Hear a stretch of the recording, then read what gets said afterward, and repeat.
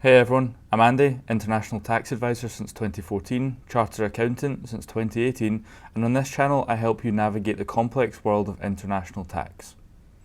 In today's video I'm going to be discussing whether you can be a tax resident of multiple countries. So first off, it's good to establish what exactly tax residency is, because it's probably the most crucial concept in international taxation. So basically, if you are a tax resident of a country, that tends to be where you will be paying your income taxes. Now there are some nuances here. That applies when there is what's known as residency basis of taxation, and this does apply to the vast majority of countries.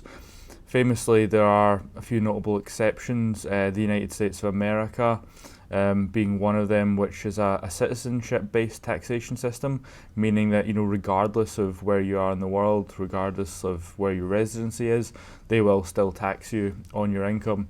But for the vast majority of other countries, they operate on a residency basis, and so you tend to be needing to trigger a tax residency in most countries in order to be paying income taxes there. And so basically, to start off with, really, you need to understand where could you potentially be paying or owing income taxes. And that really gets complicated when you're potentially traveling around a bit. You may own multiple homes, or you may own investments, you may have dependents or some sort of ties to multiple countries. And so this really just gets into the question of, is it possible to be a tax resident of multiple countries? And yeah, the answer is yes. Basically speaking, there's a lot of things you can do to trigger tax residency, because whilst a general rule of thumb that a lot of people use is that most countries will judge you to be a tax resident if you spend more than 6 months of the year in that country. This can be true. There's lots of other things you can do to trigger tax residency. So just for example, in Germany, you could be a tax resident simply by owning a home, which is your main home in Germany, despite not spending any time there. Similar rules apply in a lot of places. In Canada, if you've got dependents, if you've got children that are still in Canada, that could keep your tax residency in Canada. And then similar, the UK's rules are pretty complicated, but there is a way in which certain family ties, accommodation being available to you can also trigger a tax residency in the UK. And so regardless of days spent, you could be triggering multiple tax residencies depending on how you are tied to certain countries. And so it is really important to first off understand that under the local laws, you could well be considered a tax resident, at least in the first instance. And so you first off need to know what is that, potential. Is there multiple tax residencies potentially happening here? And if so, you then need to understand, well, can we mitigate this? Is there any way to basically avoid being taxed in both places? The ultimate worst case scenario here is double taxation.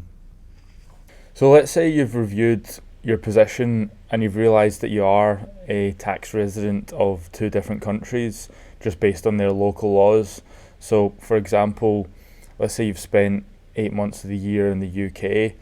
In the meantime, you've also purchased a property in Germany, and that's your main residence, triggering basically a tax residency in both the UK and Germany. And now you're worried that your income is going to be taxed in both countries.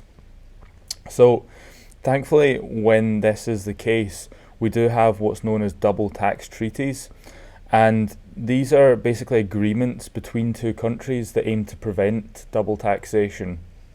Now, this isn't always the case. Not every country has double tax treaties with each other. This is a cooperative effort. In some places, there just isn't strong enough relations, or perhaps there's disagreement on various matters, tax related or otherwise.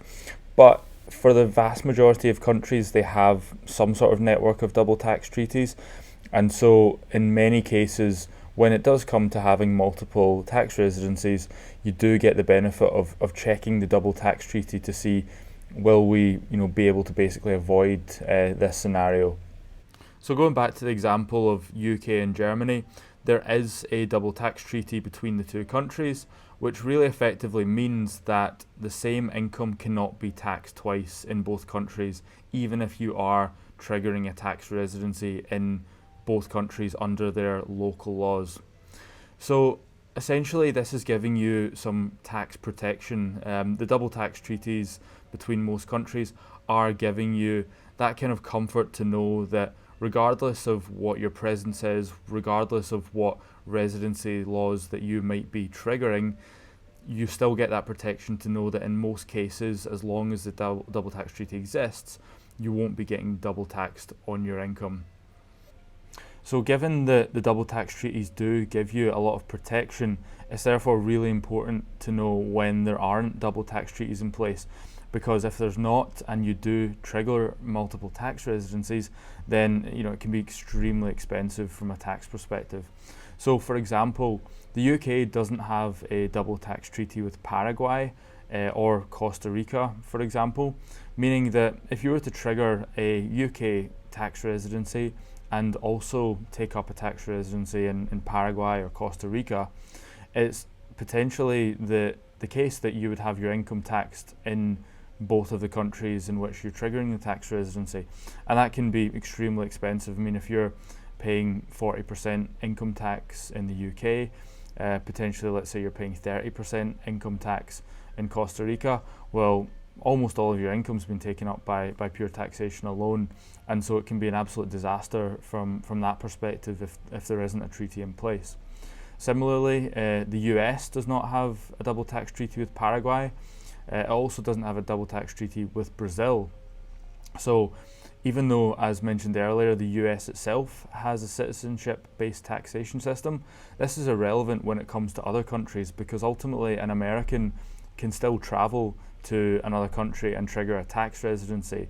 And in the example of Brazil, you could say, well, I've paid my US taxes on my income, I'm a US citizen, but effectively Brazil doesn't care, because their local tax rules might say, well, you've spent 200 days in Brazil this year, you're therefore a Brazilian tax resident, and we are going to charge you taxes accordingly. And so because there is no double taxation treaty between the US and Brazil, you're then stuck in a potential position where you may be paying, again, your income taxes in both countries. And so it's just really important to know that, okay, there are potential issues that can arise in terms of triggering multiple tax residencies. A lot of these are mitigated entirely by double tax treaties. However, there are cases where the double tax treaties just still don't exist. And so it's crucial to know, which countries those are and whether you potentially are going to be living in one of those countries or finding some sort of way to trigger a residency there. So to summarise, yes, you can be tax resident of multiple countries under their own tax laws, but thankfully double taxation treaties exist, which basically mitigate the chances of being taxed in both countries in the vast majority of cases. But where double tax treaties don't exist, that's basically the main pitfall and could really open you up to double taxation. So really that is the kind of key thing to consider if you are potentially involved from a tax residency perspective in multiple countries. You just have to make sure that there is a double taxation treaty in place. Otherwise, it's probably best to try and find a way to remove one of those tax residencies and kind of manage that accordingly. So hopefully this was a kind of useful overview to get you introduced into the idea of multiple tax residencies. In the vast majority of cases, the double taxation treaties will give you relief and will stop you from having to face that issue of double taxation. But it's really important to just confirm that is the case, and where it's not, you're going to have to be very careful, otherwise it could be extremely costly from a tax perspective. So hopefully this was useful. And if you've got anything that you want me to expand on in this area, this can be very complex and nuanced, as a lot of areas in international tax are, just give me a shout in the comments below. Cheers.